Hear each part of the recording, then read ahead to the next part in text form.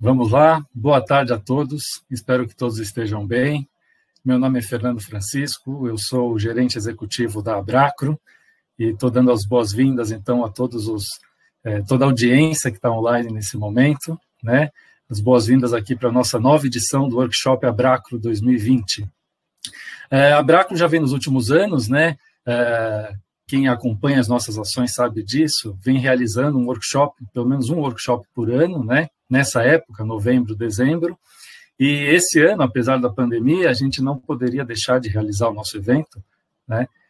Então, a gente teve que mudar, né? Ao invés de nos reunirmos e nos encontrarmos presencialmente, o evento será todo online, ok? E eu agradeço de novo, então, a presença de todos vocês. Eu, antes de passar a palavra para a diretoria executiva da Abracro, eu quero só dar alguns recados. Haverá emissão de certificados para esse evento, tá? Temos aqui uma ferramenta que nos ajuda com isso, então como na escola a gente tem uma frequência mínima para poder fazer a emissão do certificado, então nós vamos monitorar isso, tá? E todos aqueles que estiverem conosco aí pelo menos 75% do tempo em cada sessão, né, vai receber um certificado pela participação, tá joia? Então agora eu vou passar a palavra para a Ana Elisa Miller. A Ana Elisa é diretora institucional da Abracro, da gestão atual, né, e já está conosco na Abracro desde a gestão passada. A Ana Elisa vai falar um pouquinho mais da Abracro e depois a gente dá continuidade ao evento. Olá, me escutam bem? Ok, boa tarde a todos. Queria agradecer a participação de vocês, agradecer a organização da Abracro por organizar esse nosso primeiro workshop virtual. Muito obrigado realmente a todos que vieram, aos colegas que eu sei que estão aí nos assistindo também. Então, a gente vai dar início ao workshop. Primeiramente, eu gostaria de passar um pouquinho a apresentação para aqueles que não conhecem sobre a Abracro, para que conheçam um pouquinho mais sobre o nosso trabalho, tá bom? Então, meu nome é Ana Elisa Miller e eu sou diretora institucional da Abracro, tá bom? Fala só um pouquinho sobre a agenda de hoje, né, que a gente está com convidados muito ilustres, muito especiais, tratando de assuntos extremamente interessantes e quentes, né, no momento. Então, a gente começa com a moderação do Fernando Francisco, que acabou de falar com vocês, né, e daí a gente vai ter uma conversa com o Emílio, e a Karina Lazzarini, que é da instituição CAOIC, da Argentina, que é a Associação de CROs, mas lá na Argentina, e eles vão falar sobre o panorama global da pesquisa clínica no contexto da pandemia. Em seguida, o Fernando, de novo, como moderador, ele vai estar na sessão O que esperar para a pesquisa clínica no Brasil, onde a gente vai ter diversos profissionais da área regulatória que vão conversar com vocês, tá bom? O Francisco, da ICON, a Cat Matarana, a Kelly, desculpa, e mais diversos profissionais. E, por fim, às 18 horas, dando início à última sessão, onde nós vamos conversar sobre pesquisa clínica e o combate à Covid-19, com o doutor Ricardo Palacios e com o doutor Marcelo Marcos Morales.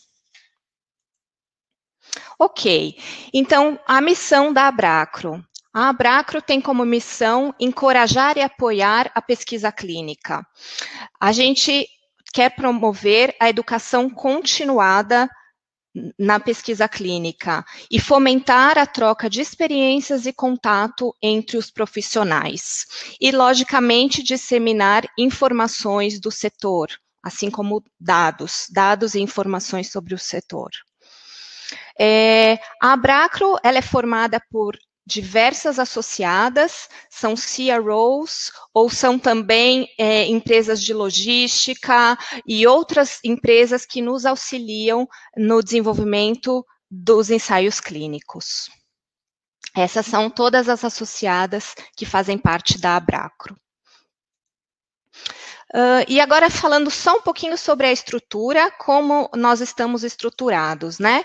Então, a Abracro tem uma diretoria executiva, as comissões técnicas assessoras e depois o apoio gerencial e administrativo.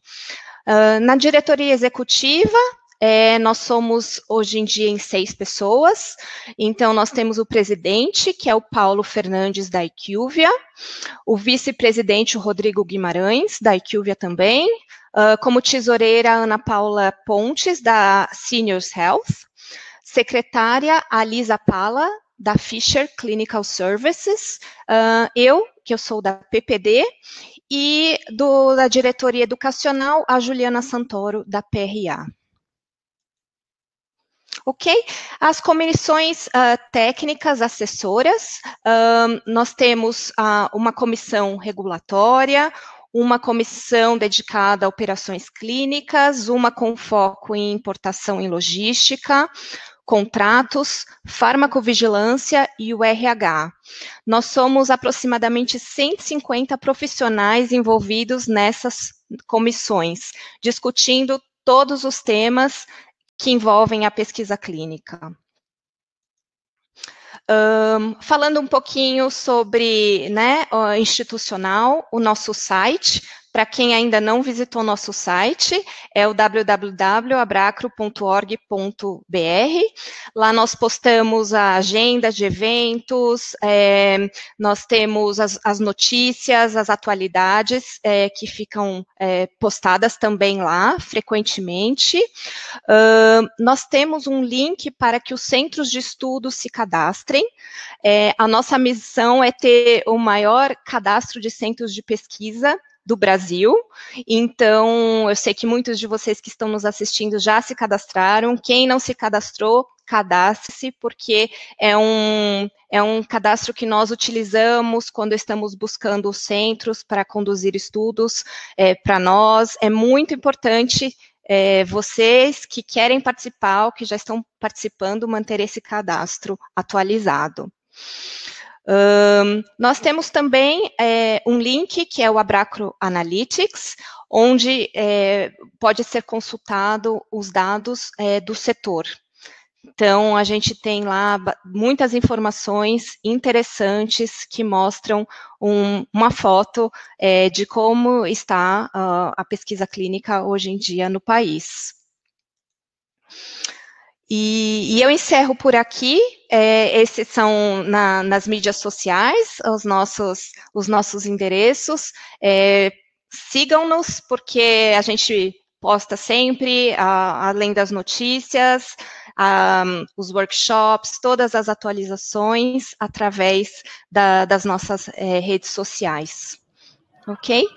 E agora eu gostaria de passar novamente para o Fernando, que vai ser o moderador dessa nossa primeira conversa. Obrigada. É isso aí, Ana. Obrigado pelas informações, por apresentar a Abracro para a nossa audiência, né? E vamos então começar, né? O dia de hoje está dividido, a nossa tarde até o começo da noite vai ser dividido em 3 sessões, como a Ana apresentou, e agora a gente vai começar a sessão 1. E o objetivo da sessão 1 é o panorama global da pesquisa clínica no contexto da pandemia.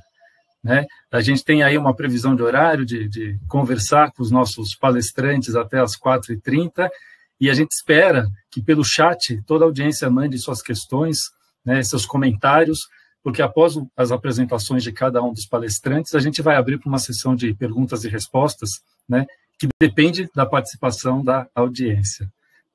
O objetivo dessa sessão é o seguinte: apresentar os impactos e as mudanças ocorridas na realização de pesquisa clínica em todo o mundo em virtude da pandemia. Os profissionais da área já sabem que a pandemia trouxe um grande impacto. Então, o que a gente quer conversar? A gente quer sair um pouco da fronteira do Brasil nessa primeira sessão e entender o impacto no mundo todo. né? Do mercado nacional, a gente tem um pouco mais de informações. Então, a gente quer entender, na região, né, em toda a América Latina, o que vem acontecendo e também dados do exterior, tá bom? E eu vou apresentar agora os nossos dois participantes dessa primeira sessão, né?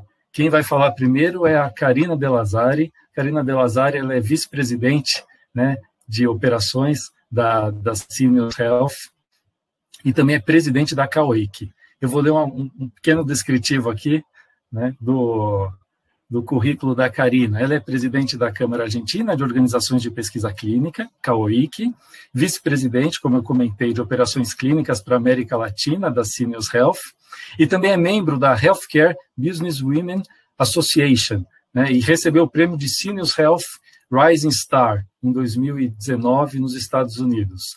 Com mais de 20 anos de experiência em pesquisa clínica e 16 anos trabalhando na Syneos Health, Karina promove e contribui para o desenvolvimento da pesquisa clínica na Argentina e região. E eu posso dar um depoimento pessoal dizendo que na região, de fato, ela vem liderando, né, o nosso grupo de associações de CROs dos países da região, vem liderando com maestria. E, após a Karina, quem vai falar para a gente, vai comentar um pouco a respeito da sua experiência, é o Emílio Neto. O Emílio hoje é vice-presidente de operações estratégicas da IQVIA, ele está sediado lá nos Estados Unidos, ele é um farmacêutico com quase 20 anos de experiência em pesquisa clínica. Depois, Emílio, você me corrija se tiver alguma informação imprecisa, tá? Tem quase 20 anos de experiência em pesquisa clínica, e a gente teve o prazer de ter o Emílio no nosso grupo aqui da Abracro em 2 gestões. O Emílio foi diretor-secretário da Abracro de 2014 a 2016 e foi presidente da Abracro na gestão 2016 a 2018. E ele não conseguiu terminar esse mandato justamente por essa movimentação que ele teve na carreira de ir para os Estados Unidos. Então, convido agora para falar para a gente a Karina, para trazer suas informações. Agradeço imensamente, Karina, pelo seu tempo, né, em estar aqui conosco, compartilhando a sua experiência, e a palavra é sua. Boa tarde. Eu vou falar em espanhol, mas vou falar devagar para que vocês dê para compreender. Muchas gracias, Fernando. Esta es una gran oportunidad para compartir todo el trabajo que las cámaras regionales de organizaciones de investigación clínica venimos realizando durante este año tan especial. Siguiendo, le voy a pedir a Marcelo si puede colocar muchas gracias, Marcelo. Siguiendo con la agenda, hoy voy a compartirles qué es Acrolatam, métricas regionales, y en relación directa al objetivo de esta primera parte que les comentó recién Fernando, les compartiré impactos y cambios que se han producido en la realización de investigaciones clínicas bajo el título COVID-19, una nueva normalidad. Luego dejaré unos minutos para agradecimientos. Voy pasando las slides. Bueno, primero me gustaría contarles cuáles son las cámaras, en qué países están basadas y quiénes son sus actuales presidentes. Vamos a comenzar con CAOIC, que es la Cámara Argentina de Organizaciones de Investigación Clínica, donde estoy como presidente. Abracro, Asociación Brasilera de Organizaciones Representativas de Investigación Clínica, donde Paulo Fernández es el presidente y su gerente ejecutivo, Fernando Francisco. ACROCHI es la Asociación de CROs de Chile, Mauricio Gabela es su presidente. Avanzar, Asociación para el Avance de la Investigación Clínica en Colombia, Liliana Rodríguez es su actual presidente. ACROM, Alianza de CROs de México, Fabiola Encinas es su presidente. Y APOIC, Asociación Peruana de CROs, cuyo presidente es Gino Mejía Silva. Quiero agradecer al equipo de las cámaras y de las asociaciones por todo el trabajo que realizamos en los últimos meses. También los vicepresidentes, secretarios y tesoreros se sumaron a las calls que fuimos organizando durante el año. Si algo no se comprende, hay un tiempo al final de la charla para hacer preguntas. Pasamos a la siguiente. Bueno, comenzamos con una publicación que hicimos todas las cámaras en abril de este año, donde también participó ACRO. que es la Asociación de CROs de Estados Unidos. Ustedes pueden ver el texto en portugués. La realidad es que en tiempos de pandemia la importancia de la investigación clínica y su aporte a la humanidad se hicieron visibles a nivel individual y mundial. Fue allí donde el escenario de pandemia nos brindó una gran oportunidad que teníamos que aprovechar todas las cámaras para poder compartir cómo desde las cámaras promovemos la realización de ensayos clínicos que son diseñados e implementados con rigor científico, convencidos que la investigación clínica es la base de la medicina, basada en la evidencia, y que junto a otras medidas terapéuticas será fundamental en el control de COVID-19. Al inicio, Fernando nos comentaba que hoy tenemos público que está relacionado a la investigación clínica y público que está aprendiendo, quiere saber más sobre la investigación clínica. Así que para ellos también les compartimos que la investigación clínica es una actividad trascendente para la comunidad, pues contribuye a mejorar la calidad de vida, la protección de la salud y la atención de la enfermedad de los individuos que la componen, generando conocimiento de alta calidad para desarrollar herramientas terapéuticas que mejoren las disponibles y que contribuyan a la prevención, el alivio y la curación de las enfermedades y a la mejoría de la calidad de vida de las personas. Bueno, ahora vamos a hablar qué es Acrolatam. Es un grupo de asociaciones de CROs de países de América Latina que se unieron para revisar y deliberar y tomar acciones de interés común para el desarrollo del área de investigación clínica en la región, manteniendo la autonomía de sus países. Vieron hace un ratito que les presentaron la estructura de Abracro y van a ver que los objetivos y la misión es muy parecida en cada cámara y en Acrolatam también.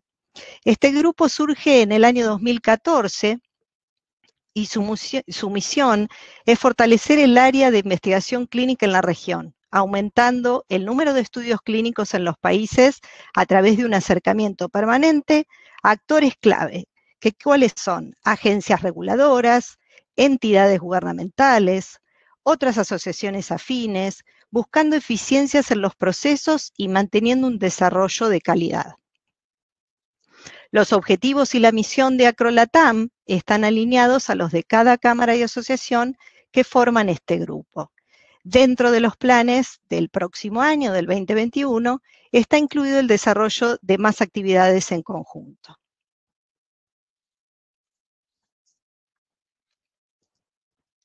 Pasamos a la siguiente. Bueno, para poder mostrar la actividad de las cámaras y asociaciones, las métricas son muy importantes. Y para ello generamos una encuesta que acordamos mantener en los próximos años para poder medir tendencias. En esta oportunidad les compartiremos algunos datos claves al 1 de junio del 2020. Aclaro la fecha ya que no contiene los estudios de COVID-19, ya que sabemos que estos van a incrementar la tendencia de crecimiento ampliamente. Estamos trabajando en esos datos justamente en estas semanas. Vimos un incremento, eso sí, de los estudios de fase tempranas, que si mantenemos esta tendencia aumentarán los estudios de las siguientes fases en la región. Sin embargo, nos queda un desafío a seguir manteniendo, que son los tiempos de aprobación de los estudios, que esos tiempos sean competitivos. Muchas veces nos quedamos fuera de poder participar en estudios globales porque tenemos tiempos de aprobación más largos que en otras regiones. Hemos mejorado muchísimo y eso dio el crecimiento de la región y justamente con los estudios de COVID eso se reforzó ampliamente. Los estudios de COVID-19 se fueron aprobando en un rango de 48 horas a una semana en la región. Bueno, aquí los números. La actividad de investigación clínica desarrollada por las cámaras y asociaciones mencionadas anteriormente generaron 8.200 puestos de trabajo directo y el ingreso de divisas a cada país. Este incremento y esta tendencia no paró durante la pandemia. Los últimos meses fueron meses de muchas posiciones abiertas y de ingresar nuevos empleados a nuestras empresas que son parte de las cámaras. Esto, por supuesto, sin contar los puestos de trabajo que se generan en los centros de investigación clínica. Al 1 de junio del 2020 se registraron 2.097 protocolos en curso, con 47.366 pacientes randomizados en tratamiento o seguimiento que accedieron a diferentes tratamientos terapéuticos. Asimismo, cada cámara y asociación realizan cursos de formación y actualización en buenas prácticas clínicas, monitoreo, startup y otras áreas relacionadas a la investigación clínica en general, promoviendo la formación permanente de nuevo talento que se incorpora al mercado que en estos momentos tanto lo necesita, debido al aumento de estudios clínicos y a la demanda de personal calificado. Como les contaba antes, estamos trabajando en las métricas de los estudios de COVID realizados en la región y seguro podremos compartir más adelante en otro workshop de Abracro los datos regionales. Sin embargo, Emilio, que continuará en la próxima charla, él les va a poder compartir datos de COVID-19. Continuando con la presentación, vamos a hablar un poco de lo que es COVID-19 y la nueva normalidad. COVID-19 nos obligó en corto plazo a desarrollar una nueva normalidad a la cual todavía nos estamos adaptando. Al día de hoy seguimos trabajando fuertemente en los estudios clínicos de vacunas para COVID-19, cada vez estamos más cerca de la producción de las vacunas. Cada país de la región siguió un esquema de restricciones de circulación diferente, un desafío que nos obligó a desarrollar planes de contingencia para continuar el monitoreo de los estudios clínicos no COVID que ya estaban iniciados y con pacientes enrolados. La urgencia de la pandemia forzó una mayor flexibilidad para poder proseguir con la investigación en marcha e iniciar ensayos nuevos, siempre colocando al paciente como prioridad. Y aquí me gustaría enumerar algunos de los cambios que se dieron en los centros, en las CROs y en las instituciones reguladoras. Y comenzando con los centros, ellos realizaron un arduo trabajo para continuar conectados con los pacientes a pesar de las restricciones de circulación de cada país. Aquellos que están hoy participando en este workshop, que son centros, que son investigadores que están trabajando, van a entender perfectamente la situación, sin comprometer a la salud de los pacientes ni la del personal de salud que también teníamos que proteger. Las empresas de logística, de courier, aquí los quiero mencionar porque cumplieron un rol fundamental en la importación de medicación de estudio y envío de medicación en algunos casos al domicilio del paciente, siempre bajo un plan de contingencia desarrollado de acuerdo a las regulaciones vigentes. Como resultado de este nuevo escenario, el consentimiento electrónico, la historia clínica electrónica y la medicina fueron cambios que vinieron para quedarse y que será tarea de los centros poder implementarlos a través de plataformas existentes. Ya tenemos centros que tienen plataformas, que tienen historia clínica electrónica. Sin embargo, como Latinoamérica, en nuestros países, necesitamos llegar a que todos los centros tengan este estándar que, como les decía, vino para quedarse y vamos a necesitar para seguir recibiendo nuevos estudios. Desde las CROs, ¿qué sucedió? Bueno, el monitoreo centralizado y las visitas de monitoreo virtuales marcaron un gran desafío. Un futuro que hoy se hizo presente y que debemos desarrollar e incorporar a las regulaciones vigentes. El monitoreo centralizado, para aquellos que no están tan involucrados en el tema, es una evaluación remota realizada por monitores clínicos, personal de gestión de datos especializados en estadísticas, en una ubicación que no son los centros de investigación en los que se está llevando a cabo la investigación clínica. Los procedimientos de monitoreo centralizados pueden proporcionar muchas de las capacidades del monitoreo in situ, así como capacidades adicionales. Los patrocinadores, las CROs que están a cargo de desarrollar los estudios, tienen que llevar un enfoque sistemático, prioritario y basado en el riesgo para monitorear los ensayos clínicos. La flexibilidad en el alcance y la naturaleza del monitoreo que se describen están destinadas a permitir diversos enfoques que mejoren la efectividad y la eficiencia del monitoreo. ¿Quiere decir que no vamos a monitorear más en los centros? No. Seguiremos realizando monitoreo en los centros, pero combinado con el monitoreo centralizado, que realmente lo vuelve muy eficiente y ayuda a que los CRAs tengan tiempo en los centros para enfocarse en tareas que necesitan realizar en ese lugar, como por ejemplo puede ser la contabilidad de la medicación del estudio, revisión de consentimientos informados. Luego, desde las entidades regulatorias, ellos también tuvieron cambios. Además de que realizaron un trabajo excelente en las aprobaciones, trabajando horas extra para aprobar y hacer seguimiento de los estudios que estaban ya iniciados a poder aprobar los estudios de COVID-19. Ellos comenzaron con las inspecciones virtuales. Ese es un cambio muy importante que se incorporó a nuestra región también y que estamos participando en las primeras inspecciones virtuales, siguiendo la tendencia de otras regiones, como Europa, Asia y Estados Unidos.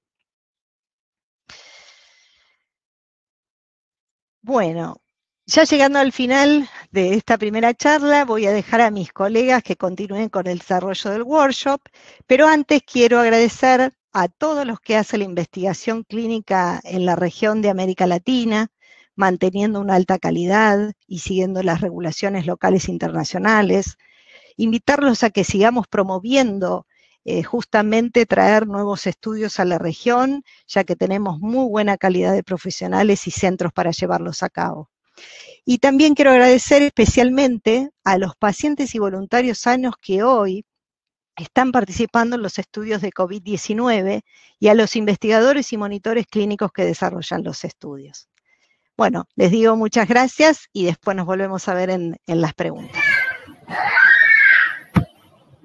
Fernando. Muito obrigado, Karina. Obrigado pelas suas informações. Viu? Vamos passar agora, então, para a apresentação do Emílio e depois, no final, a gente abre para o período de perguntas, tá bom? Emílio, agora a palavra é com você. Obrigado. Obrigado, Fernando. Só fazendo um teste. Está me ouvindo bem? Sim. Então, perfeito. Perfeito. Esperar a apresentação.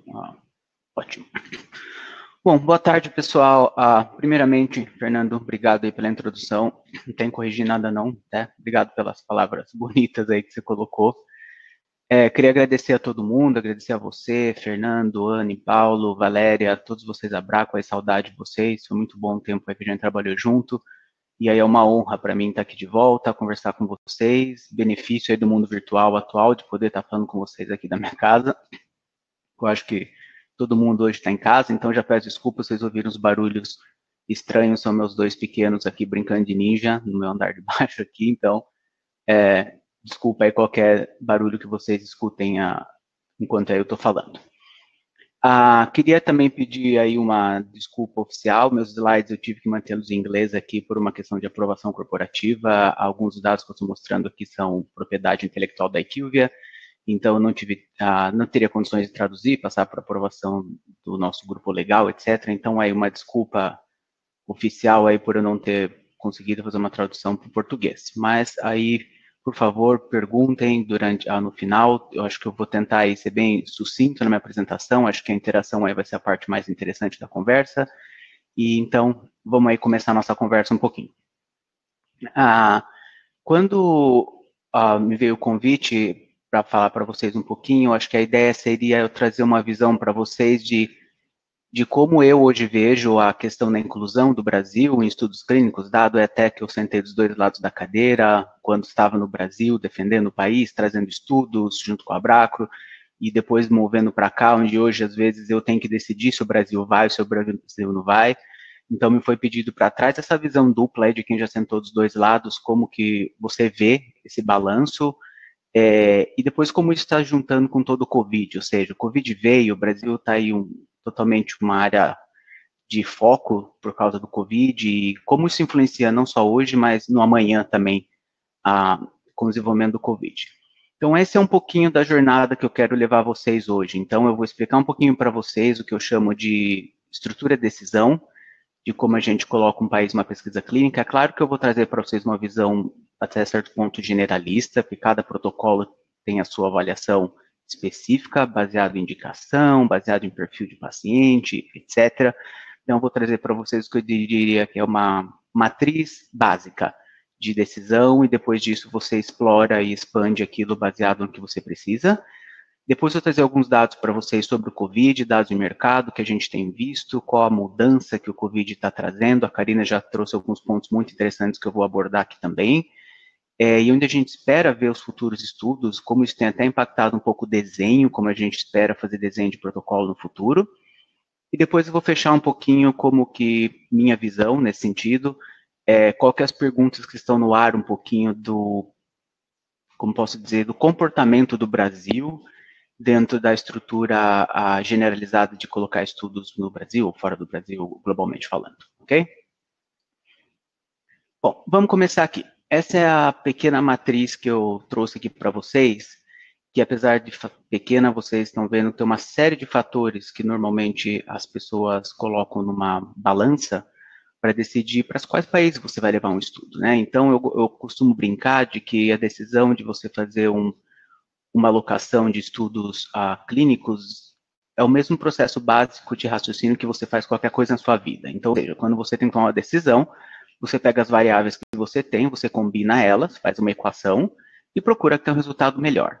Então, funciona assim também quando você está fazendo um desenho de estudo clínico global. Você tem um protocolo, você tem um objetivo, você tem um tempo que você quer atingir aquele objetivo e você tem que colocar tudo na sua mala, vamos colocar na sua basket, né? Você balança tudo e vê o que funciona melhor no final da história. Então, vamos dar uma olhadinha nos itens aqui. Eu usei uma questão de cor para tentar ajudar um pouquinho na compreensão do meu ponto de vista. Onde vocês veem essas bolinhas verdinhas, são as questões que quando alguém vem e comenta, vamos colocar Brasil numa pesquisa clínica, rapidinho. A bola verde ninguém questiona. É um país que todo mundo tem interesse do ponto de vista de saúde pública, do ponto de vista de tamanho, do ponto de vista de economia.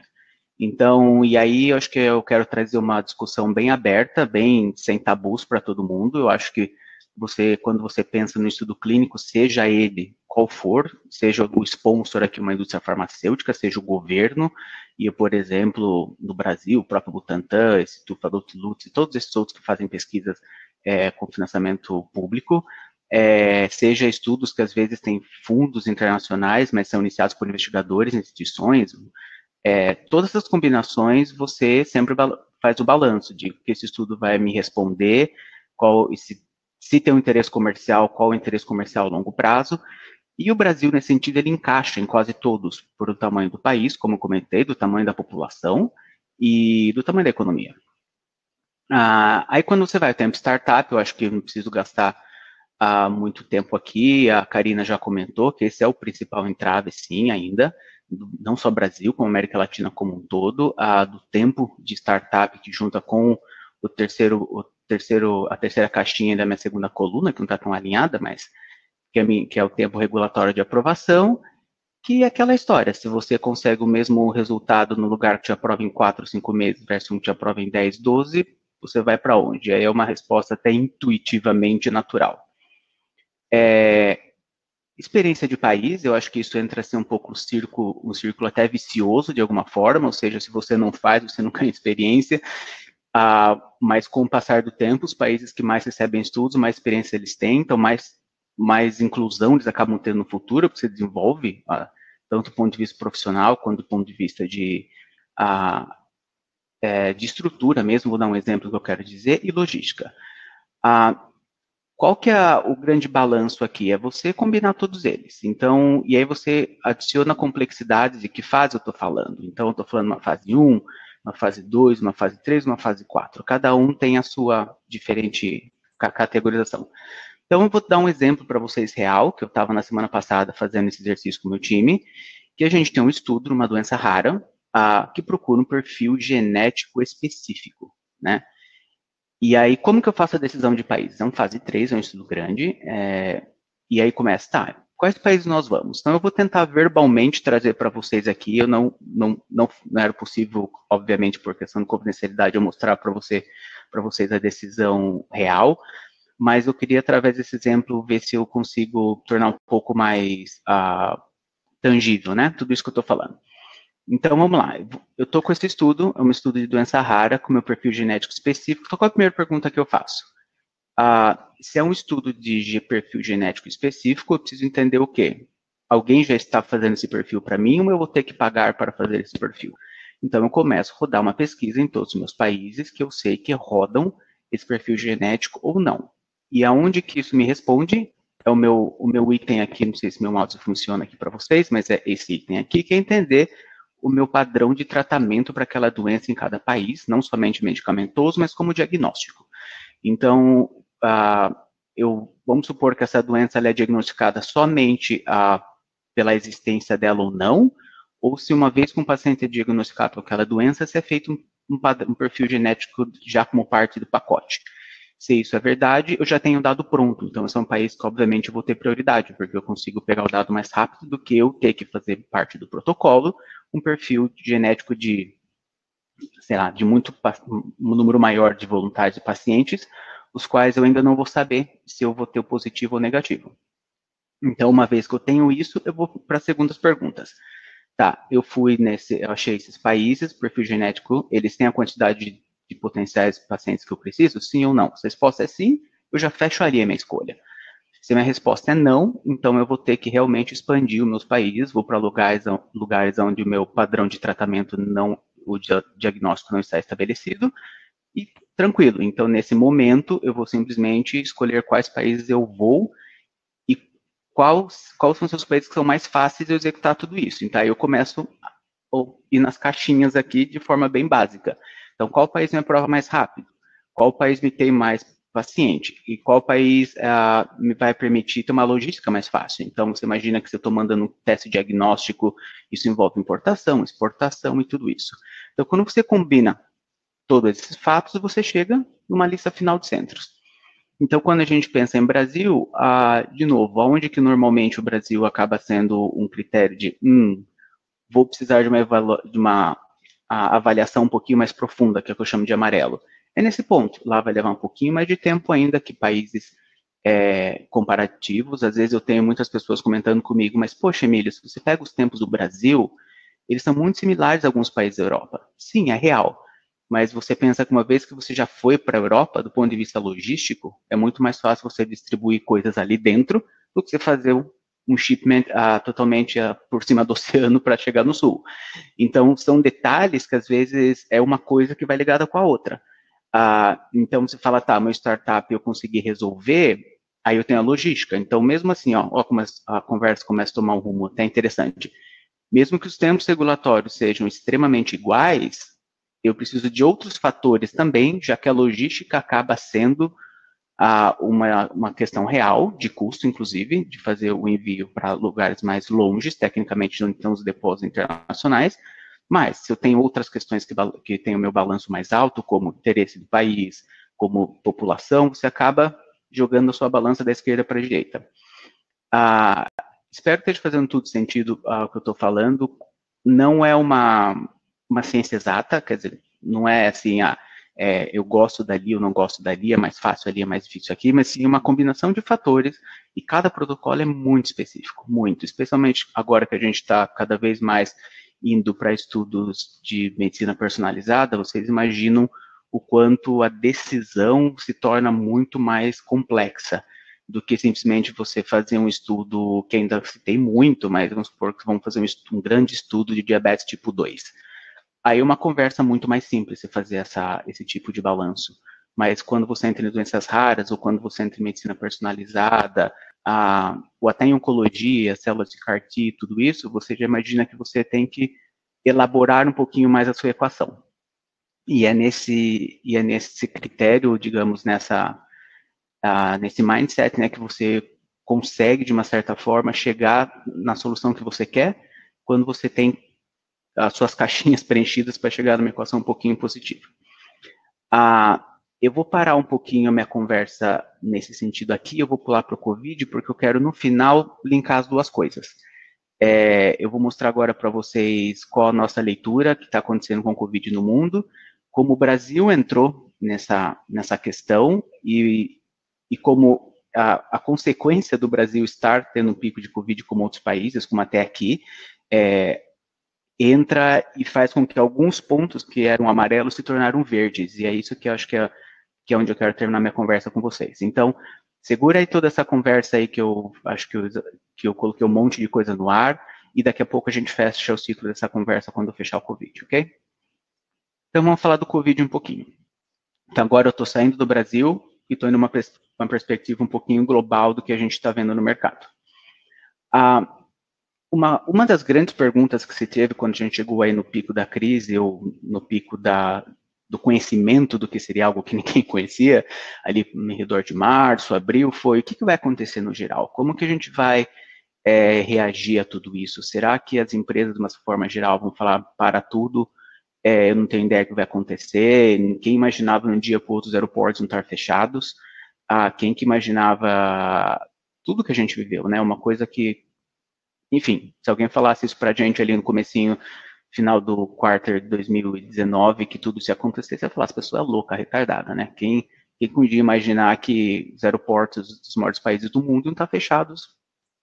Era inimaginável, como todos vocês sabem. Então, quando isso começou a acontecer, do ponto de vista de gestão, a gente simplesmente começou a criar modelos e cenários de como aquilo ia acontecer, como aquilo ia impactar. E você imagina que o modelo desse levou a questões de os estudos vão parar, os estudos vão continuar. E aí é uma coisa até interessante de ver como a humanidade ela responde muito rápido, eu acho que é até um instinto de sobrevivência, adaptação, de como a gente consegue se adaptar e fazer com que as coisas sigam mesmo em ambientes extremamente complexos. E é interessante que quando a gente vê no longo do prazo, os estudos não diminuíram, os estudos deles, alguns sofreram alguns atrasos, eu tenho um dado um pouquinho específico sobre isso, mostrar para vocês, mas de uma forma geral, os estudos continuaram a ser iniciados, os estudos continuaram a sofrer crescimento, é claro que o número aqui é influenciado pelos próprios estudos da Covid-19, mas a gente se adaptou, né, e a gente achou alternativas para minimizar o impacto de uma certa forma, no máximo que se pôde. Então, quando você olha os números, você fala, não, os estudos continuaram, eles estão ainda progredindo, o que é muito importante do ponto de vista da ciência, acho que a gente não pode parar o desenvolvimento da ciência,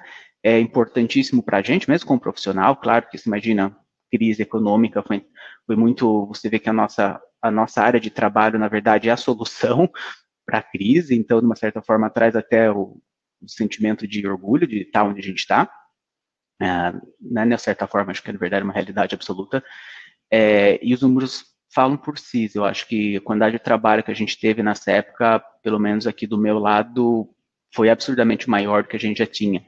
Seja você trabalhando na própria vacina, ou seja você ajudando a que as outras áreas elas continuem seguindo, apesar de toda a disrupção, desculpa, algumas palavras travam, gente, apesar de todo o impacto logístico que aquilo gerou. E eu tenho um slide sobre logística um pouquinho para vocês. E aqui esse slide, assim, como a gente, como corporação, a IQVIA, ela gera muito dado, a gente, enfim, está controlando toda essa questão. Esses são os estudos que foram gerados só para o Covid. A gente vê que o número é gigante, a quantidade de estudos que foi feito, a famosa hidroxicloroquina aí no segundo, mostra aí quanto estudo foi feito para chegar às conclusões que a gente tem hoje. As próprias vacinas estão aqui nesse meio, anticoagulantes, os nossos famosos antivirais, que agora já tem aprovações daqui do FDA como aprovação condicional. Então, a gente vê, na verdade, que o volume de trabalho foi incrível e num curto espaço de tempo. Eu acho que essa situação forçou a gente a avançar alguns anos aquilo que a gente em alguns meses aquilo que a gente planejava em fazer em anos. E eu vou mostrar alguma dessas áreas para vocês também. E aqui foi a pergunta, isso é uma pesquisa pública, essa informação é pública, então eu posso falar aqui sem com as devidas aprovações, mas dos dados que a gente tem, a gente vê que 73% das indústrias farmacêuticas, elas tentaram e mantiveram um nível de continuidade adequado dos seus estudos. Claro que alguns estudos atrasam um pouquinho, alguns já estão voltando à recuperação, mas 73% manteve ali a rota, o que é um número, se for pensar, absurdamente espetacular. 18% sim, tomaram decisões de não vou começar aqui, então você pode imaginar empresas que têm drogas que causam algum tipo de modulação no sistema imunológico, pela preocupação do vírus em si, então quão arriscado é para mim continuar o estudo com uma droga que pode, enfim, abaixar sistema imune do meu paciente, enfim. Então, você imagina que tudo isso entra numa equação para você tomar decisões. E alguns estudos simplesmente tiveram atrasos por natureza. Você imagina estudos, por exemplo, que você precisa de setor de emergência trabalhando. No mundo inteiro, o setor de emergência ficou abarrotado, né? Então, se você tem um estudo ali, eu vou usar exemplos, tá, da minha cabeça nesse momento. Imagina um estudo, possivelmente um antiviral para gripe, onde você pega o paciente que chegou ali na sua porta de emergência. Chegou misturado com o Covid. Como que você vai rolar um estudo nessa condição? Fica tudo muito bagunçado. Até estudos nada a ver, um estudo de stroke, de derrame, por exemplo. Né? Tem casos e casos mostrando que o Covid não só traz, relatos que o Covid não só traz um problema de sistema de saúde daquele grupo de pacientes que está em excesso no seu sistema de saúde específico, mas os pacientes que nem foram ser atendidos por medo e acabaram tendo os resultados na sua casa. Então, se você está falando um estudo de cardiovascular, onde você esperava que o paciente, em início de um ataque cardíaco, chegasse ali na sua sala de emergência, de repente ele nem foi, ele ficou em casa, foi só 2 dias depois, o que trouxe uma série de outros efeitos, né, devido ao atraso do tratamento daquele infarto leve, obviamente nesse caso. Então, tudo isso é compensado no momento que você está fazendo a avaliação de como continuar um estudo clínico dentro de toda essa bagunça, no bom sentido, que o Covid trouxe para a gente, né? E aí esse é um outro mapa que a gente tem, que a gente usa muito, que é como estão os lockdowns, né, ao redor do mundo, o que está abrindo, o que está fechando, o que não está. Dentro do mundo que eu estou trabalhando dentro do IQVIA, a gente tem reuniões constantes sobre isso, a gente revisa todo o painel, a gente vê onde está abrindo, onde está fechando, como isso vai afetar. No caso, eu trabalho um pouco com doenças raras, como eu comentei, então você tem que se preocupar, aquele paciente precisa receber a droga, às vezes o paciente está na Europa e ele faz a transferência cross-border, né, então ele está, sei lá, ele está na França, mas ele recebe o tratamento ali um pouquinho para cima, no outro país, como funciona quando fechou. Então, a gente tem que mapear tudo isso, porque você tem que, no fundo, o seu objetivo é manter o paciente intacto o máximo que você pode e minimizar o impacto para ele. E esse gráfico, ele muda a todo momento. Se a gente olha o Brasil, tecnicamente, ele teve ali, a partir de junho para frente, do ponto de vista de operação, a gente viu muitas das coisas voltarem a retornar, mas eu vou deixar para vocês que estão muito mais perto para dizer o quanto isso reflete a realidade ou não ao redor de todo o território. Mas alguns países, a gente vê a França, como teve um lockdown de novo no final de outubro, a gente já viu o Macron falar aí que algumas coisas vão retornar em algumas semanas, então tudo isso a gente tem que combinar. Vai chegar à conclusão de falar como isso está afetando o meu estudo clínico em particular. Para ter uma ideia para vocês, dentro do portfólio de estudos que eu cuido, a gente tem toda uma equipe que a gente mapeia semana a semana o que está acontecendo em cada país e em cada cidade quando chega em locais como a Europa e aqui nos Estados Unidos, principalmente, que aí você vem a nível estadual, que eu até tenho um slide aqui a pouquinho, estou chegando para vocês. Então, vamos lá. Então, você imagina, eu escrevi todo esse cenário para vocês e a gente tem que tomar decisões. Então, as decisões são, o que a gente tem que começar a fazer? Então, eu tenho alternativas, então, se você vai para oncologia, por exemplo, você pode começar a alternar um pouco as drogas para quimioterapia, você pode ser alternativo. A Karina comentou um pouco de visitas virtuais. Isso é uma realidade hoje em dia. Acho que há 1 ano e meio atrás, a gente falava em visita virtual, a gente falava em telemedicina como uma possibilidade para pesquisa clínica, e é isso que eu comentei alguns minutos atrás. O que a gente planejava que acontecesse não sei, 2 anos, aconteceu em 3, 4 meses. Então, hoje você tem uma quantidade de estudos já usando o que a gente chama de a verificação do documento fonte remoto, já completamente virtual, até a gente ter uma solução para isso, onde o monitor está ali trabalhando dentro da sua própria casa hoje, ou dentro do escritório, para os países que voltaram e estão permitindo o retorno ao escritório, e do outro lado, o hospital fazendo visita virtual, colocando documentação disponíveis. A gente tem até pilotos já aqui nos Estados Unidos, pensando se no futuro o dado flui natural já entre os prontuários eletrônicos e os sistemas de coleta de dados. Então, isso é um avanço tecnológico muito curto, muito grande num curto espaço de tempo. Você acaba desenvolvendo toda uma questão de suporte para o paciente em casa, né? E aqui na esquerda tem algumas frases, informações de diferentes lugares. Tem aqui a Rochester, aqui nos Estados Unidos, o famoso. A gente tem um pessoal da Austrália. Isso é no mundo inteiro. Essa conversa que a gente está tendo está afetando o mundo inteiro, inclusive do ponto de vista regulatório, quanto as agências regulatórias tiveram que avançar também, o que eles permitiam ou não ser feito pela questão da qualidade do dado. E a gente está vendo isso, e vocês veem aqui no azul escuro para o azul mais clarinho, quanto as coisas estão ali, indo de 70, 20, 50, 40. Antigamente a gente falava em 90, 10, 100% on-site, 90% on-site, 10% off-site. E hoje você vê essa barrinha voltando para lá. Karina comentou isso, a gente com certeza não vai no mundo 100% virtual, existe parte do nosso trabalho ainda que exige ali a presença física, a gente trabalha com dado, com segurança, então, mas a gente está cada vez mais vendo quanto é possível manter qualidade e segurança com soluções tecnológicas e remotas. Em nenhum momento há um sentimento de que tudo isso está diminuindo a qualidade do que a gente está fazendo. Pelo contrário, a gente está aprendendo uma forma nova de fazer.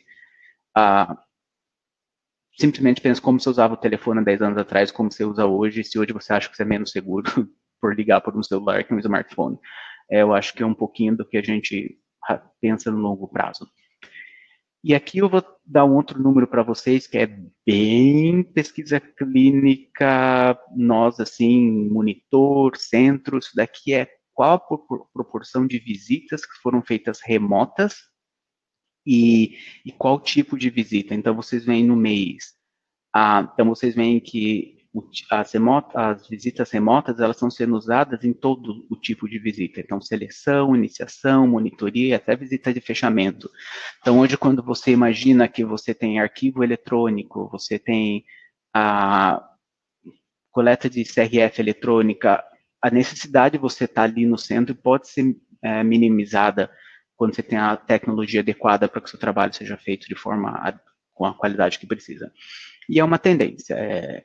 Eu acho que a gente está aprendendo de que isso pode ser possível. Eu digo que mesmo depois que a normalidade retorne, se você já viu que você consegue fazer parte do seu trabalho com com uma quantidade menor de investimento de horas mesmo, e até de logístico, você imagina o tempo que os monitores pegam um avião, o tempo que você gasta dormindo fora de casa, e é tudo vida normal, é vida real, né? Então você combina tudo isso, você fala, a gente pode ter uma abordagem um pouquinho diferente para que as coisas sejam feitas iguais, mas fique mais eficiente, né? Que é a palavra final que é muito usada por aqui. E aí entra a questão, né? A gente teve uma curva de aprendizado muito grande ali dos meses de março, abril, junho e julho. Quando chegou agosto, a gente começou a ver uma melhora geral no número de casos, e sempre ficava aquela pergunta no ar, apesar de inúmeros modelos já previam um uptake, né, dos casos quando chegasse um pouquinho aqui do inverno, do lado de cá, e não muito pelo comportamento da população mesmo, o pessoal fica mais dentro de casa, as pessoas ficam simplesmente cansadas da situação como um todo, e é o que está acontecendo, né? Então a gente já está vendo lockdowns de novo, os casos subindo, e digamos que agora a gente está um pouquinho melhor preparado para lidar com isso nos meses que estão vindo, e a gente já está com uma visão melhor de futuro, pensando nas vacinas aí, acho que vocês estão acompanhando. A semana passada já 2 empresas submeteram aqui nos Estados Unidos para aprovação de uso emergencial. Então, a gente já consegue imaginar um futuro um pouquinho mais normalizado, digamos, se é que o normal do futuro vai ser o normal do passado. Aqui é um exemplo que eu comentei para vocês sobre como isso tem impactado muito ao mapa de mobilidade global que a gente usa. Do lado direito, vocês têm os Estados Unidos, porque aqui a gente tem que controlar por uma questão estadual. Vocês acompanham um pouquinho, aqui cada estado tem um pouco de liberdade para tomar suas decisões, então você tem que controlar semanalmente qual estado está abrindo, qual estado está fechando, se você vai poder mandar seu monitor voar ou não. Um exemplo que eu tive aqui mesmo na IQVIA, a gente tinha um monitor que ficava fora da região ali de Boston, Nova York, etc., e aí eles falaram que qualquer pessoa que entrasse naquela região tinha que ficar 14 dias em quarentena. Aí você fala, nossa, como que eu vou fazer com o monitor que hoje, sei lá, daqui da Carolina do Norte, estava acostumado a voar, eu mesmo voava para Boston a cada 15 dias, agora se eu pisar em Boston eu tenho que ficar lá 14 dias. Então, como que faz? As pessoas têm família, filhos, né? Como que eu vou ficar lá 15 dias lá e não posso voltar? Então, tudo isso, quando você pensa, você vê no jornal, tudo afeta o nosso dia a dia, o nosso trabalho. Então, como que você reorganiza os recursos, como que você faz o suporte que você precisa para o centro, e aí volta as questões. Quanto mais virtual e opções você tem de manter o trabalho, é importante. Mesma coisa Europa, eu comentei com vocês, entre países, a América Latina, de uma forma geral, a gente não tem visto muito problema de mobilidade, assim como partes da Ásia, a China praticamente 100% normal, mas aí nos Estados Unidos e Europa, ainda pelo próprio momento que a gente está entrando aqui no inverno, tal, as pessoas ficam em casa, esse final de semana é o Ações de Graça, tem uma pergunta gigante que vai acontecer semana que vem, já que muita gente está fazendo festa, enfim, e assim, é vida real que afeta o nosso dia a dia no trabalho também. Aqui, de novo, é o mesmo gráfico, só que é um dos modelos que a gente tinha de projeção, que está se conformando, então quer ter um rebounding dos casos aqui ao redor de setembro, outubro, e Europa começou primeiro, e acho que o Brasil também está vendo a mesma coisa pelo noticiário que eu estou acompanhando por aqui.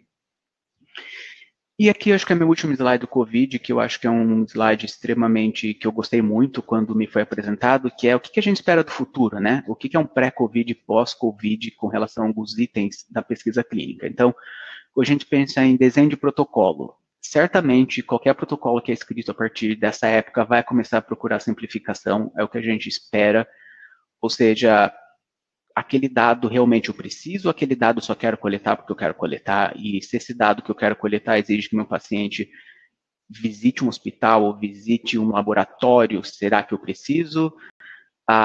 Vamos simplificar, vamos focar no que é importante, vamos fazer protocolos mais flexíveis, protocolos talvez que eu possa coletar o dado de formas diferentes, aí vocês já imaginam que eu já estou entrando em um outro mundo, que é o mundo dos Apple Watches, o mundo que você usa wearables, que a gente chama aqui, que é você medir várias coisas que a pessoa tem a vida dela normal, e como que eu minimizo a exposição. A segunda é, antes a gente pensava sempre tudo no centro, no meu operação on-site, agora monitoria remota, que a gente já faz há muitos anos, que envolve o famoso RBM, né, monitoria baseada em risco, combinada agora com o que a gente chama de virtual, que é a interação via webcam e documentação online, como que você...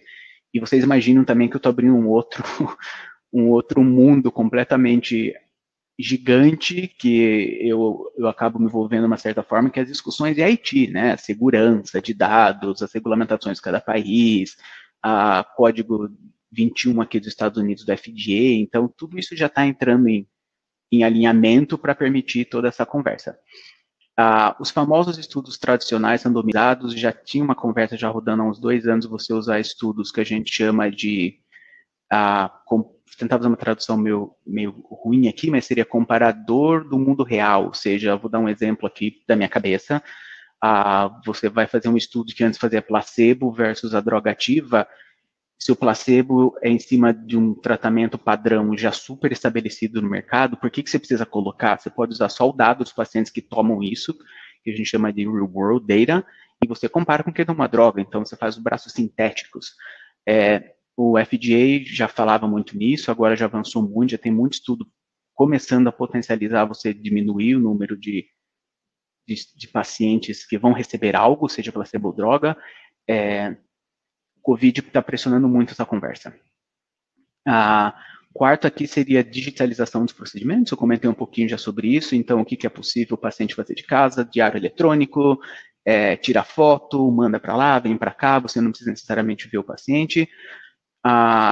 E como que você mantém o paciente engajado, né? Se você pensa um dos maiores desafios de estudos clínicos, ainda mais se você está falando em algumas doenças crônicas, não é simplesmente você ter o paciente recebendo a medicação da forma que ele precisa receber para o objetivo daquele protocolo, mas como você mantém ele, porque se ele sai no meio do estudo, ele não tem a exposição mínima que você precisa para avaliar um efeito terapêutico positivo ou não, você perdeu o dado.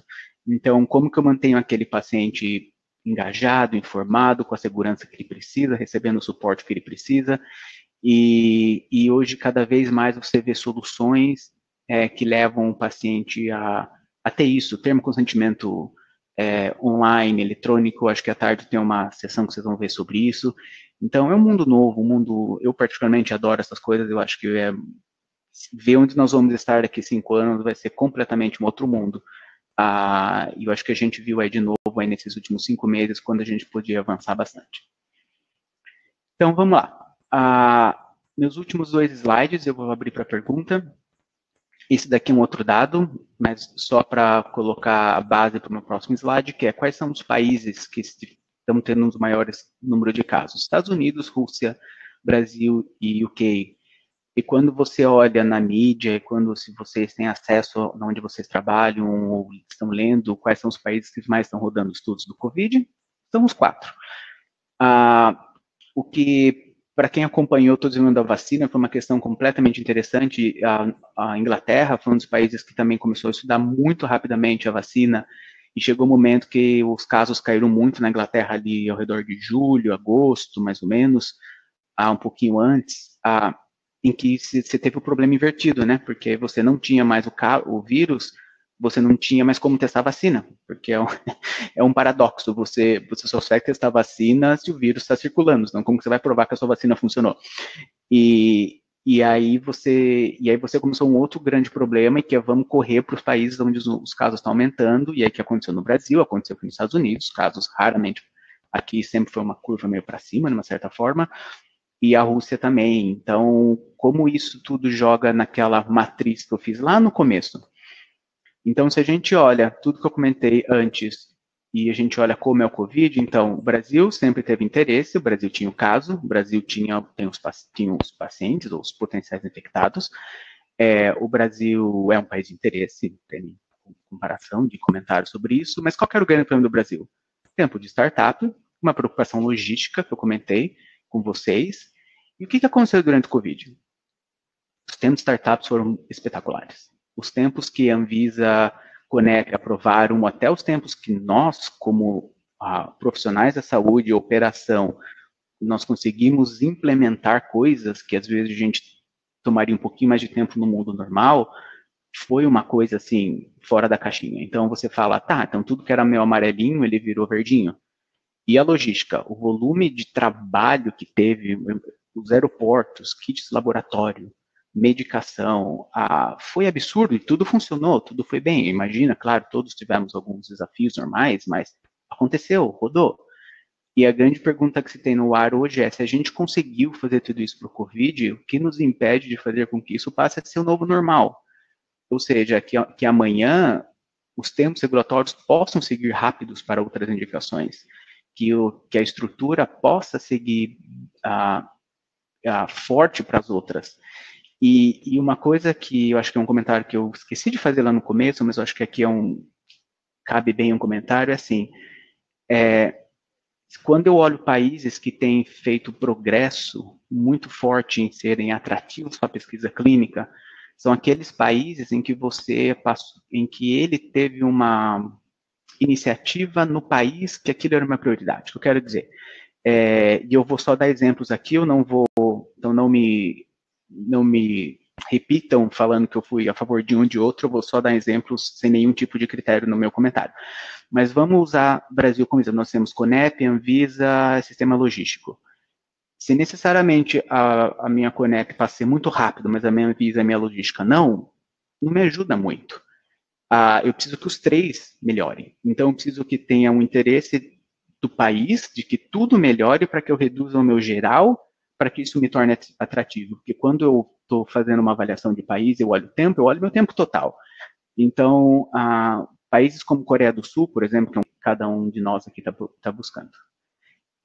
Era isso, eu acho que eu me estendi um pouquinho mais dos meus 25 minutos, mas eu acho que a gente ainda tem um bom tempo para pergunta. Aqui é só a minha fonte de informação. E é isso, Fernando. Obrigado e estou aberto aí para as perguntas. Francisco Sanches, o Chico, nosso colega aqui de Abracro por muitos anos, ele perguntou o seguinte, ele fez uma pergunta específica ao Emílio, mas eu... Um grande abraço para você. Segundo, sim, ainda é um tema, eu acho que ainda é um tema, até onde me chega, ainda não mudou muito. É um tema que pega, assim, para muitas indicações onde você tem um tratamento já específico, bem estabelecido no mercado, então você não está necessariamente trazendo um risco muito grande. Eu acho que quando você entra em algumas doenças, que é até engraçado que essa questão nem deveria ser levantada, porque nem a parte do desenho do protocolo, que assim seja, mas ainda você tem que mandar a justificação, então sim, ainda é. Existem muitos estudos que o Brasil nem entra na conversa, porque já falo, lá tem acesso pós-estudo, é difícil conversar, então tô fora. É a realidade. Karina, e você? O que você pode falar para a gente? Yo creo que la conversación de Emilio en la última parte, muy linda presentación, Emilio, excelente las slides y los datos. Creo que la clave que nosotros tenemos más allá de esta pregunta es justamente mostrar calidad y los tiempos regulatorios. A nosotros, en muchos casos, no es la medicación postestudio lo que frena a recibir estudios, sino en los tiempos del startup. Y realmente, como marcó Emilio, realmente en COVID-19 hemos logrado cambiar ese paradigma. Yo estando en Argentina, cuando me enteraba que Brasil aprobaba en 48 horas, decía, bueno, nosotros tenemos que hacer lo mismo, y llevaba a que la región quiera hacer lo mismo para promoverlo. Bueno, la gente de ANMAT de Argentina trabajó con mucho esfuerzo y dedicación para lograr también aprobaciones en un plazo súper corto, 3 días, 1 semana. Creo que esa es la clave, porque la calidad de los datos que damos ya está demostrada, pero para poder participar en estudios globales, y no solo es selección de las farmas, también internamente en las CROs, nosotros tenemos equipos a los cuales nosotros tenemos que convencer que podemos hacer los estudios en Latinoamérica. ¿Y cómo los convencemos? Mostrándoles que los podemos hacer en tiempos cortos, con buena calidad y con el enrolamiento de pacientes. No voy a mencionar como ejemplo Brasil, porque Brasil tenemos muchos ejemplos donde en 1 semana, 2 semanas le ganan el enrolamiento a todos los países de Europa. Pero en los otros países también. Sin embargo, si en vez de tener 1 o 2 semanas de enrolamiento, podemos tener 1 mes, como otros países, porque eso quiere decir que empezamos antes, que dejamos de ser los países de rescate, la participación va a ser mayor. Yo creo que estamos en ese camino y bueno, hay todavía parte de la legislación para revisar y depende también de cada tipo de estudio y área terapêutica. Muito bom. Obrigado, Karina. Agora eu quero trazer um aspecto que tem a ver com uma pergunta que foi feita aqui também no chat, que é o seguinte, e tem a ver com uma parte da fala do Emílio, né? Nós internamente, em discussões dentro da Abracro, por vezes chegamos nessas discussões dizendo o seguinte, que o Brasil não concorre com a Argentina, o Brasil não concorre com o Chile. Nós, como região, nós concorremos com outras partes do globo, né? E o Emílio citou isso no começo, na matriz, onde ele apresentou para a gente, dizendo que, de introdução para a pergunta que fez a Gabriela Navarro, né? Que ela diz o seguinte, eu tenho visto alguns prazos regulatórios não tão competitivos em alguns países da Europa. Minha pergunta é, se seria uma situação específica para esse ano, ou se realmente alguns países por lá também enfrentam esses desafios, né? Estamos tão acostumados a escutar somente a respeito do Brasil e de outros países da América Latina.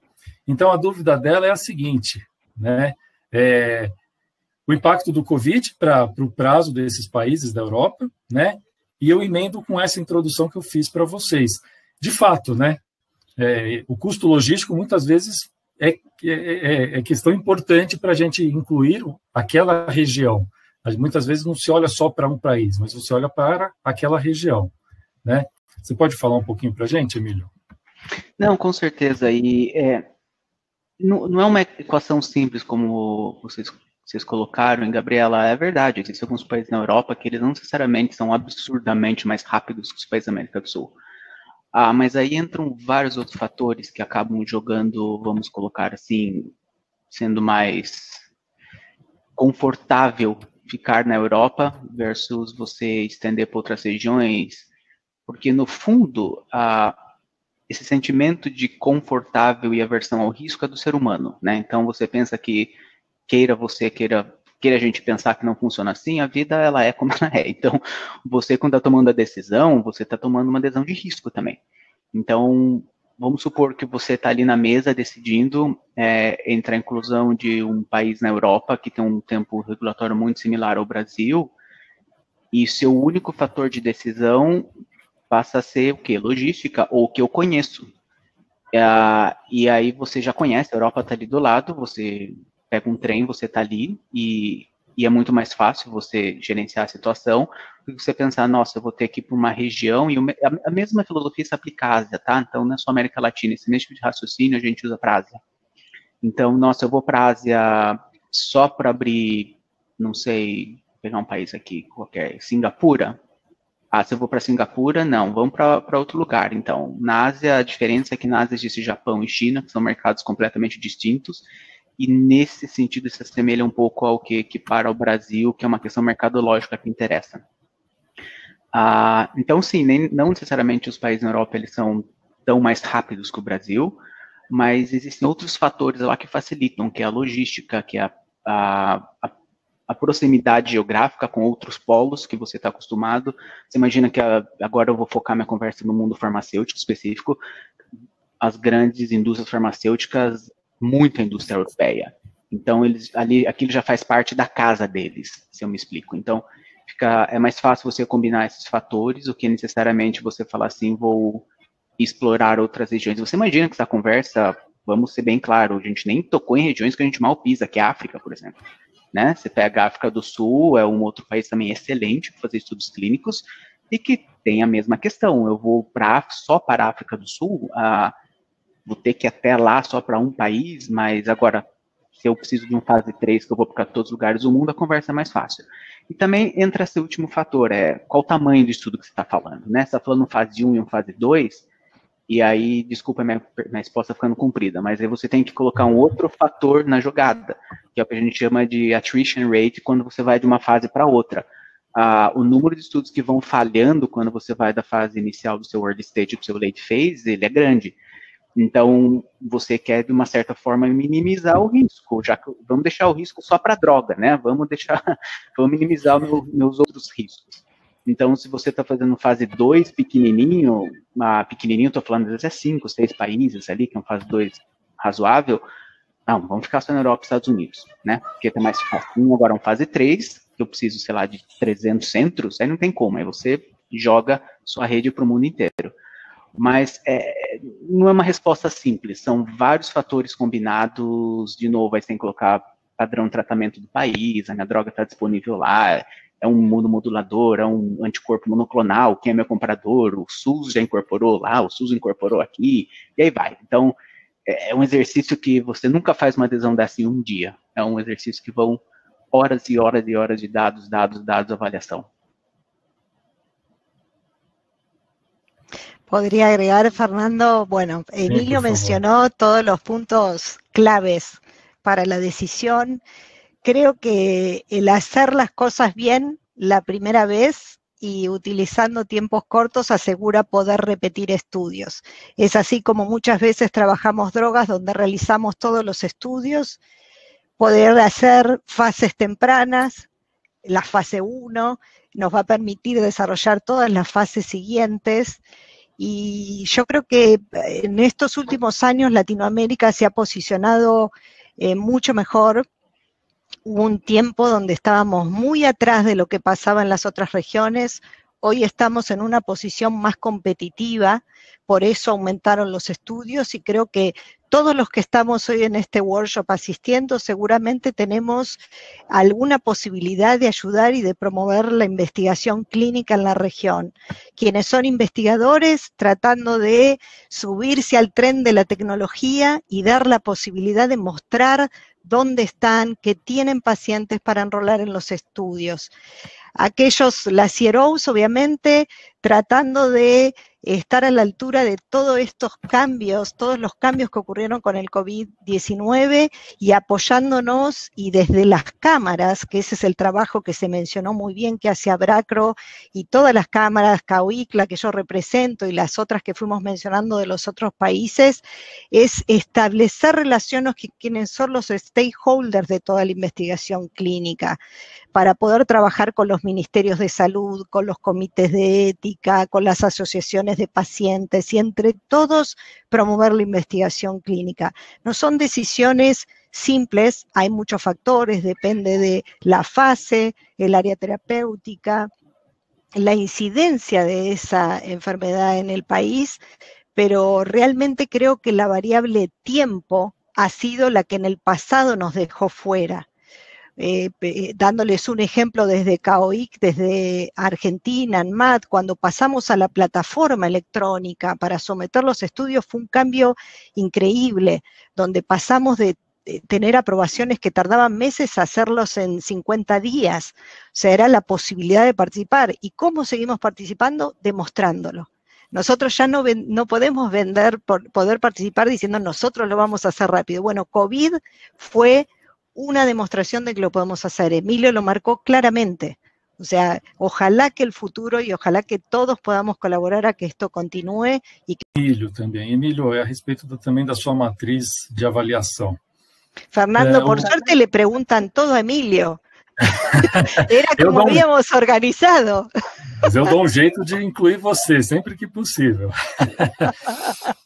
Mas então a pergunta do Bruno é a seguinte, né? Ele fala que ele é um representante de patrocinador e que também realiza esse mesmo exercício, né, para a seleção dos países. E o que ele coloca é que ele percebe algumas questões pesam mais do que outras, né?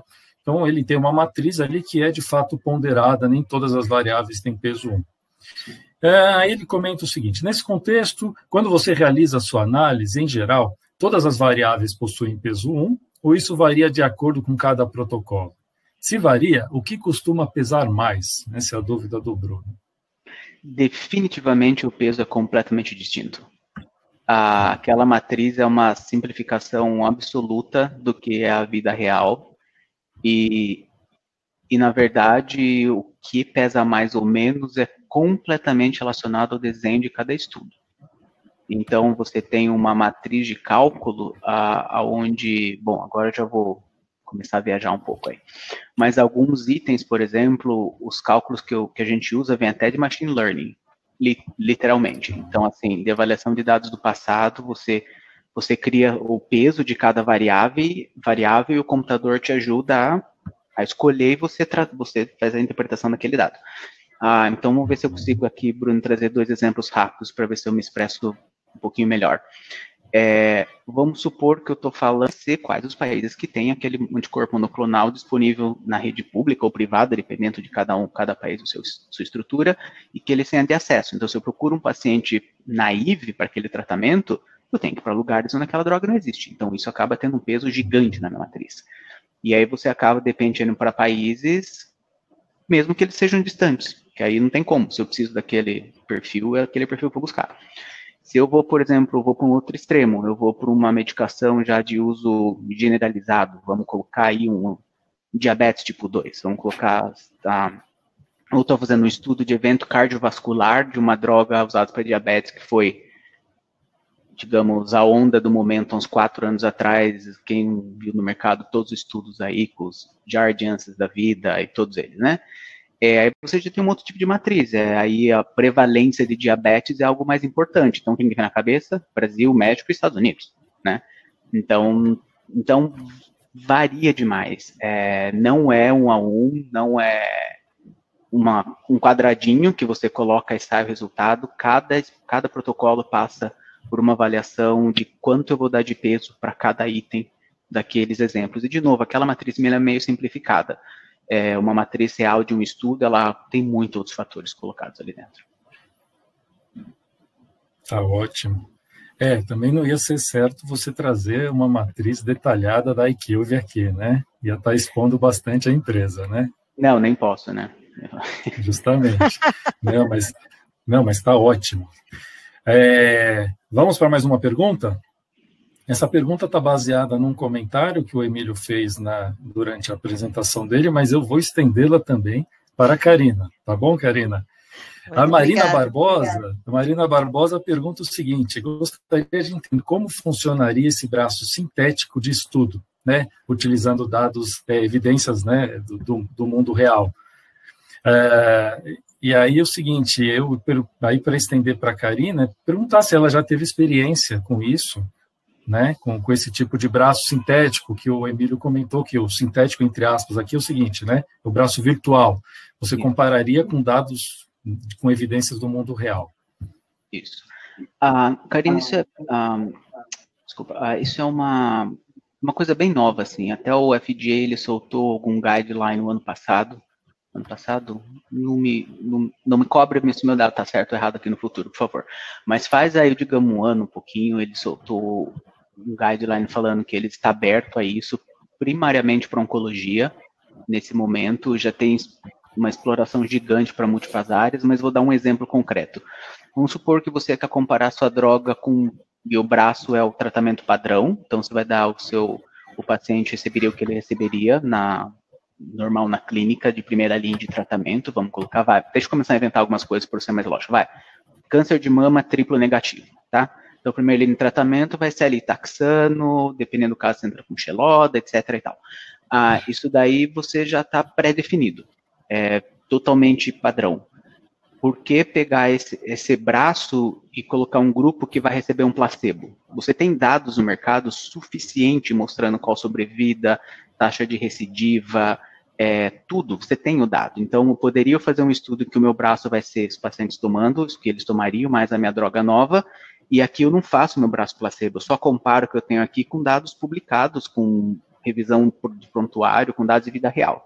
Isso é o que a gente chama de tratamento de braço sintético.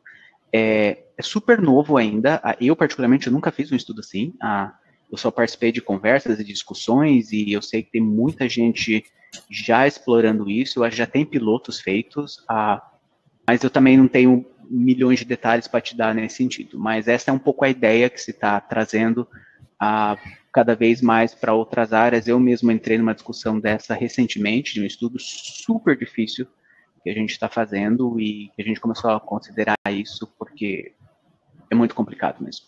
E aí entra, consulta com a FDA, vê o que eles acham, se eles aprovam ou não. Você nunca faz isso sem ter o aval do seu órgão regulatório antes, né?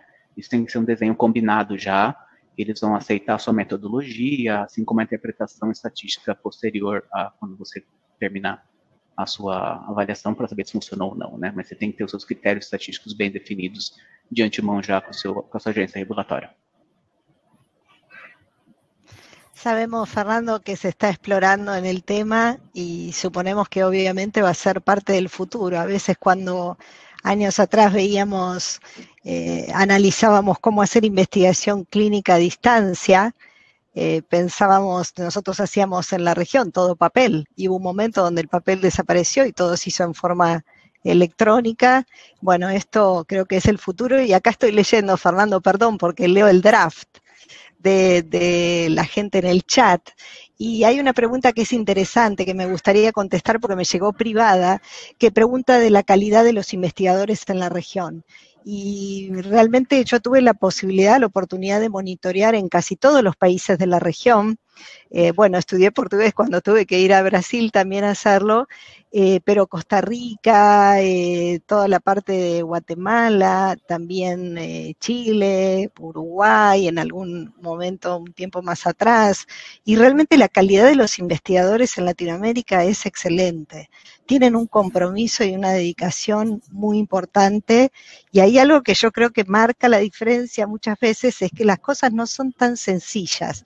Yo tuve oportunidad de monitorear en Puerto Rico, donde es muy similar a la logística que se da en Estados Unidos, y siempre recuerdo una anécdota.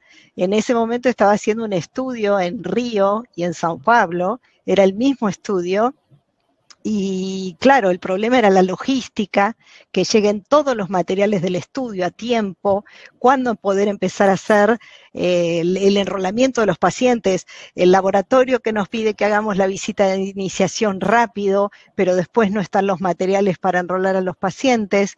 Y recuerdo que estaba monitoreando tranquila en Puerto Rico en un centro de investigación y tocaron el timbre y había llegado un pedido del día de ayer, y en ese momento creo que no sé si había sido FedEx o Diagaeli que lo había enviado, y yo decía, ay Dios mío, si nosotros pudiésemos hacer eso, ¿cuánta más participación? Bueno, mejoró eso. O sea, hoy las empresas de logística, que yo las mencioné antes, porque realmente en COVID-19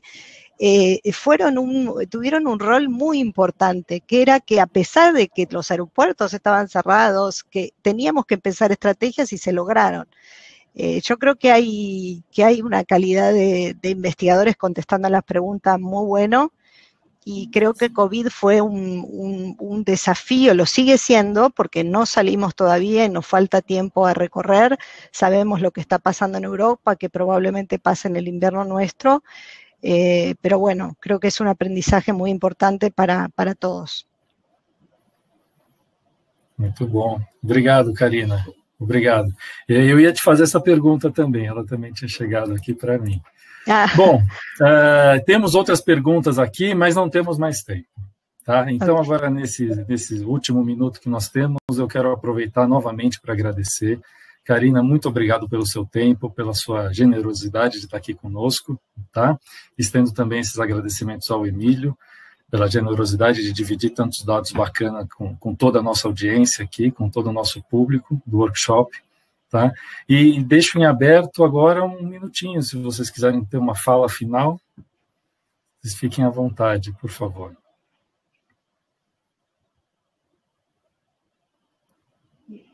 Bom, eu vou então, Karina. Ok. Não, só agradecer, Fernando, prazer estar aqui, espero que tenha trazido a informação legal para todo mundo. Se tiver pergunta aí que eu não respondi, fica à vontade de mandar depois. Se tiver algum formato de responder posteriormente, aí, contem comigo. Mais uma vez, um prazer gigante estar aqui com vocês. Infelizmente, não posso abraçar vocês aí pelo mundo virtual, mas sintam-se aí, prazer gigante estar aqui. Obrigado. Muchas gracias también, Fernando, por la invitación. Muchas gracias a Bracro por organizar este tipo de evento, y invitarlos a que busquen las páginas y nos encuentren a todas las cámaras, sigan los artículos que publicamos, que son muchos todas las semanas, no solo CAOIC y Abracro, sino el resto de las cámaras que les fui mencionando durante la charla, y cualquier pregunta o algo que no se entendió, pueden contactarme y podré responderles. Muchas gracias. Ótimo, então eu agradeço a vocês dois, agradeço a todo o público que esteve conosco nessa primeira sessão do workshop, e já convido todos para daqui a 10 minutos, quando for 4:20, no nosso horário local, a gente vai dar início à sessão 2 do workshop, e eu espero encontrar com todos vocês por lá. Muito obrigado.